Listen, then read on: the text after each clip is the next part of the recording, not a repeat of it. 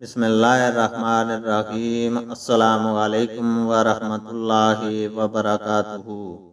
حدیث نبوی صلی اللہ علیہ وسلم ہے، انصاریہ عورت نے رسول اللہ صلی اللہ علیہ وسلم سے پوچھا کہ میں حیض کا غسل کیسے کروں؟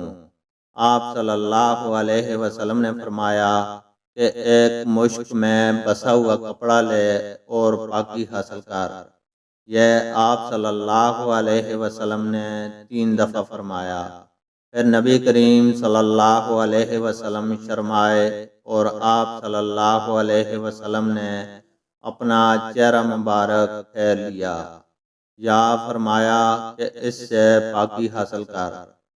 پھر میں نے انہیں پکڑ کر کھینچ لیا اور نبی کریم صلی اللہ علیہ وسلم جو بات کہنا چاہتے تھے وہ میں نے اسے سمجھائی۔ اللہ تعالیٰ سے دعا ہے کہ وہ ہمیں قرآن اور حدیث کو سننے، سمجھنے اور اس پر عمل کرنے کی توفیق عطا فرمائے۔ آمین۔